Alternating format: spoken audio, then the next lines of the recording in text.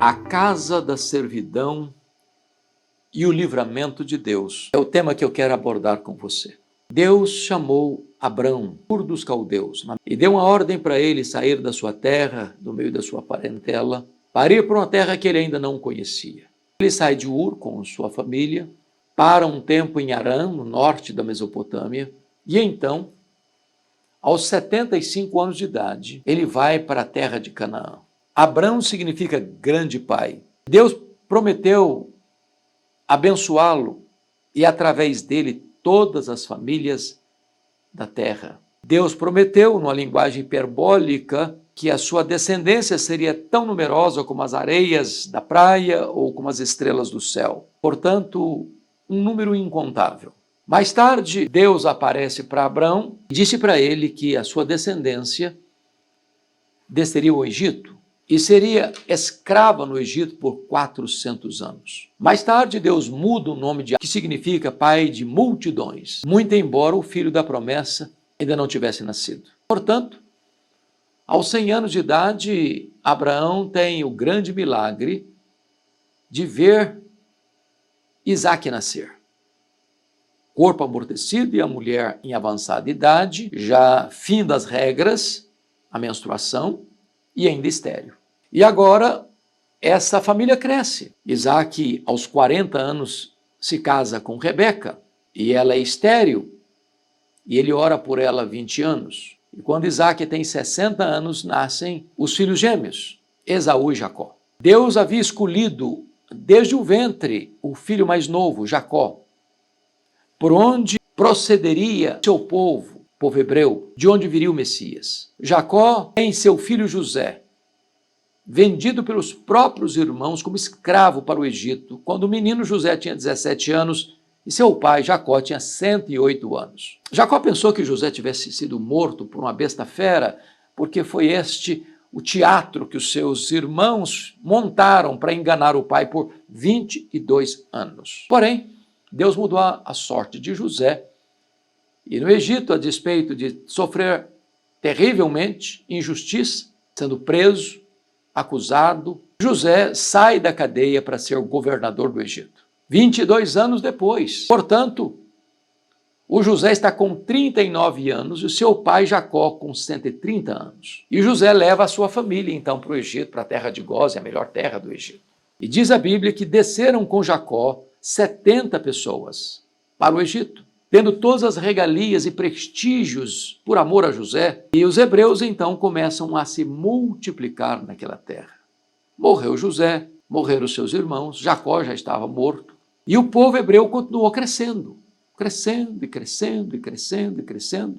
Também morreu o faraó que conhecia José, e agora diz a Bíblia que o povo se multiplica e se torna muito poderoso. Versículo 7 de Êxodo 1.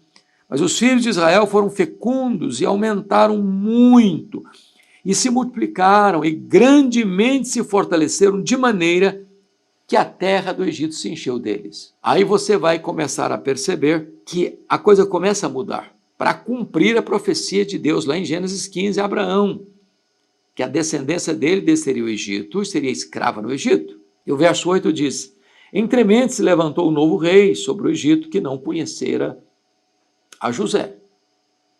Naquela época, então, não tinha tanto a questão das memórias, dos registros de memórias, e aí o fato de um novo faraó se levantar sem conhecer o passado vai trazer consequências, porque o verso 9 diz assim: ele disse ao seu povo: eis que o povo dos filhos de Israel é mais numeroso e mais forte do que nós. Talvez superestimando o problema.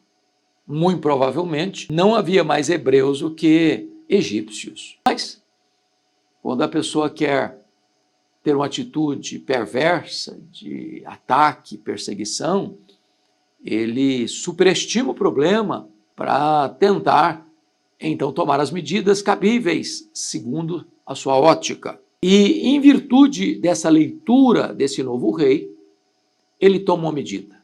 Primeira medida, versículo 10. Eia, usemos de astúcia para com ele, para que não se multiplique, e seja o caso que, vindo guerra, ele se ajunte com os nossos inimigos e peleje contra nós e saia da terra. Então, a essas alturas, o novo rei toma uma postura. Vamos agir de astúcia, vamos agir com astúcia, com dolo, com traição. O povo já era escravo nessas alturas, já tinha trabalhos forçados, mas eles imaginavam que, uma vez que estavam crescendo tanto, se houvesse uma guerra, hebreus se uniriam aos inimigos e sairiam da terra, porque eles eram mão de obra barata, eles eram escravos, eles produziam e não recebiam. Então a astúcia desse novo rei era de oprimi-los mais, escravizá-los ainda mais, botaram carga mais pesada sobre eles para que eles não tivessem condições emocionais de se proliferarem no Egito. Aí o verso 11 diz assim: e os egípcios puseram sobre eles feitores de obras, para os afligirem com suas cargas. Veja você que agora a astúcia consistia nisso. Vocês não são apenas escravos. Nós vamos colocar feitores de obras vigiando vocês o tempo todo, com chibata, com cobrança, com exigências. Vocês não terão folga, vocês não terão descanso, vocês não terão qualquer alívio. Vocês terão que trabalhar debaixo do chicote, da chibata, e produzir o máximo. E aí o que acontece? Tem o resultado.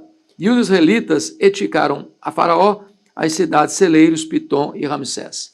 Então, dentro da astúcia e da opressão, os israelitas estão produzindo riqueza para o Egito, estão produzindo infraestrutura para o Egito, cidades celeiros.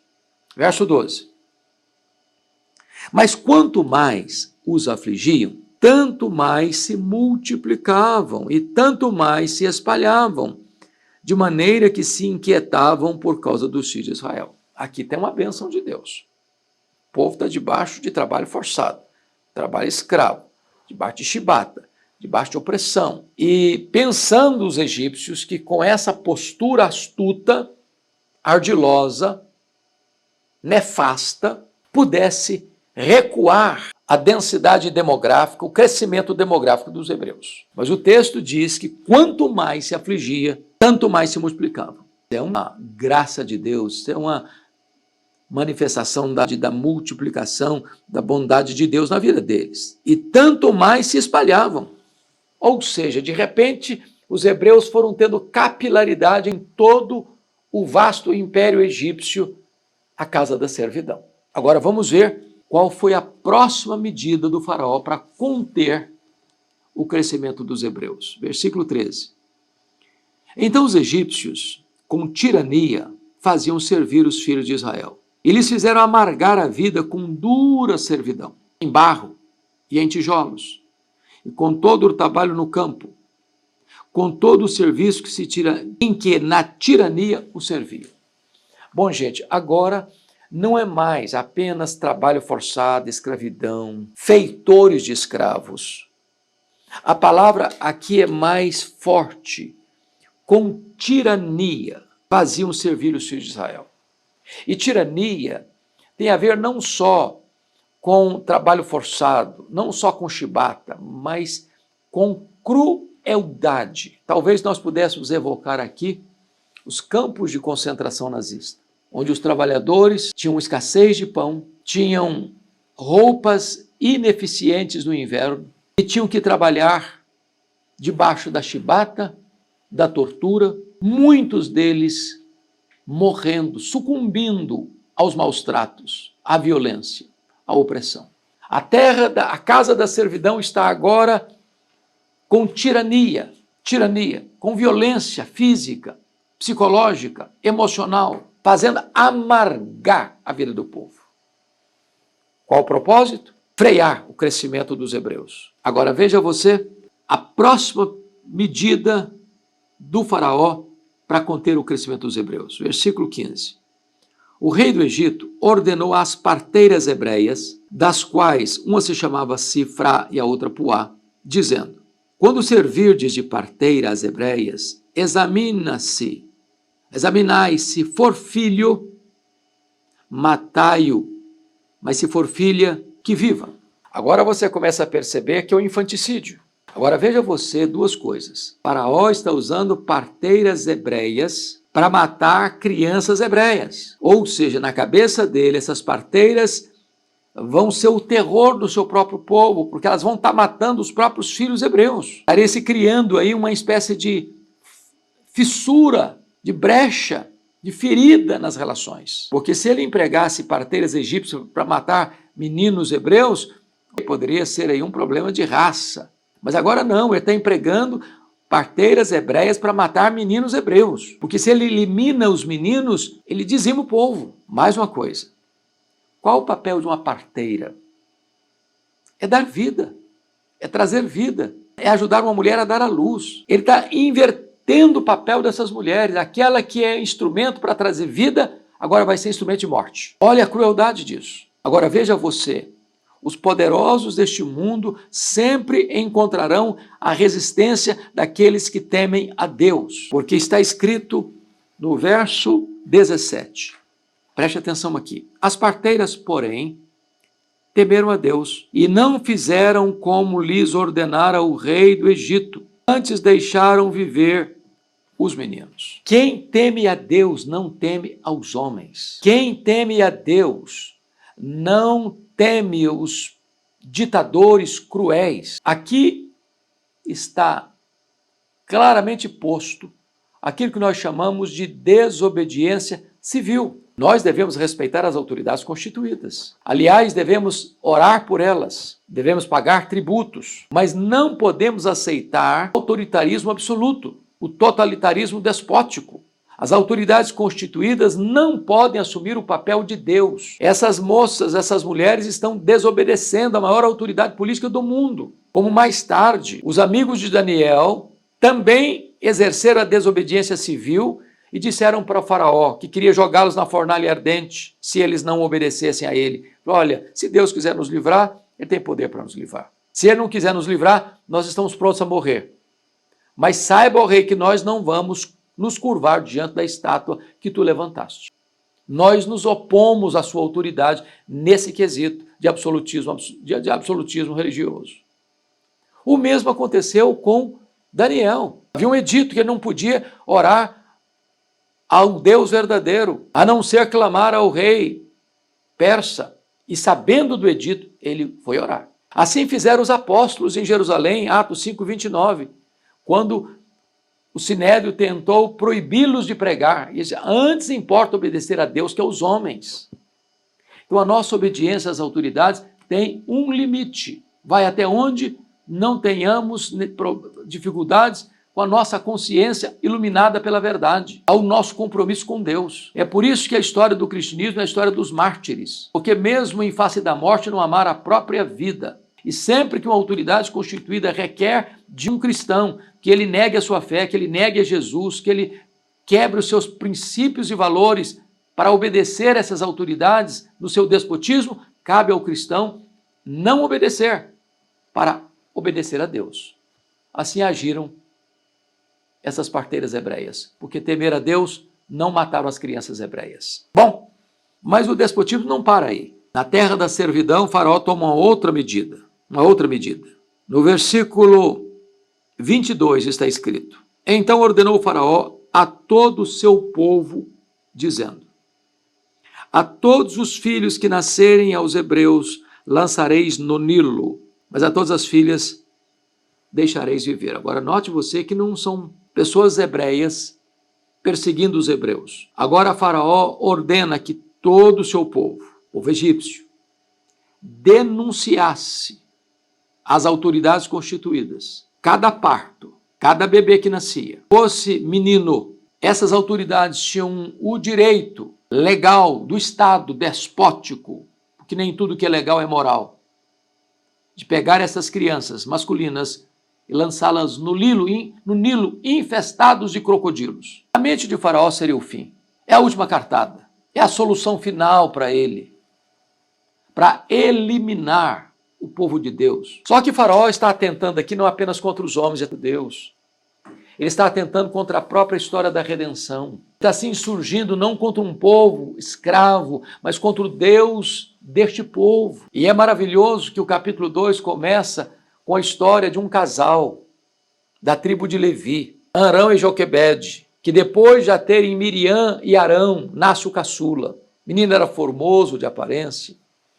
E pela fé, diz a Bíblia, seus pais o guardaram, o protegeram, o esconderam por 3 meses. Eu imagino o sofrimento desta mãe ao amamentar aquela criança, e a criança chorando, e ela abafava o choro da criança em seu peito, porque se algum vizinho escutasse, poderia ser denunciado, e o seu filho ser arrancado dos seus braços e jogado para os crocodilos no Nilo. Depois de 3 meses, ela percebeu que não conseguia mais esconder o filho. Preparou um cesto, calafetou-o com betume, e a palavra cesto ali é a palavra arca, que só aparece 2 vezes na Bíblia. Na arca de Noé, Deus salvou a humanidade. Na arca de Moisés, Deus salvou o seu povo eleito. Deus trata tanto como do microcosmo. E então Joquebede, aquele cesto, aquela arca, coloca o seu filho lá dentro. Coloca o cesto no carriçal, à beira do rio Nilo. Encarrega Miriam, que já devia ser uma menina adolescente, para vigiar o cesto, que era um barco rio abaixo, estrategicamente colocado perto do local onde a filha de Faraó costumava ir com as suas moças tomar banho no Nilo. E de repente, a filha do Faraó, o cesto, tira o cesto, abre o cesto, tem uma criança hebreia chorando. E a primeira arma de Deus para libertar o seu povo da escravidão foi o choro de uma criança. A providência de Deus é maravilhosa, porque logo que ela abre a arca e vê a criança chorando, Miriam se apresenta e diz: você não gostaria que eu arranjasse uma mãe hebreia para cuidar desse menino para você? E a filha do faraó diz: pode arrumar. E Miriam, óbvio, corre atrás de quem? Da mãe de Joquebede. E Deus está resolvendo aqui algumas coisas. Primeiro, Deus está resolvendo a questão financeira. Agora, o menino Moisés não só não vai ser jogado no Nilo, como ele foi salvo do Nilo. O Nilo não foi sua sepultura, o Nilo foi sua salvação. Agora essa mãe pode criar o filho regiamente sendo assalariada pela filha do faraó. Então Deus resolve o problema financeiro. Segundo, Deus resolve o problema espiritual, porque Moisés vai ser educado dentro do seu lar, na vida piedosa. E é aqui na primeira infância que ele aprende os valores morais, espirituais, que vão governar a vida dele no futuro. Porque no lugar de amar as riquezas do Egito, ele amou o opróbrio do seu povo. E vai resolver o problema intelectual, porque tão logo o menino foi desmamado, Joquebede entrega o filho dela, a filha do faraó, que adota-o e o cria no palácio, sendo instruído em todas as ciências do Egito. Ou seja, Deus estava preparando o pano de fundo, o background de Moisés, para ele ser o grande líder, o grande libertador do seu povo. É Deus quem escreve a história. É Deus quem dirige a história. Na terra da servidão, Deus mostra o seu livramento, preparando um libertador. 40 anos no Egito, aprendendo a ser alguém. Depois, 40 anos no deserto, reconhecendo que é ninguém. E os últimos 40 anos liderando cerca de 2 milhões de pessoas pelo deserto, aprendendo que Deus é tudo. Este é o nosso Deus.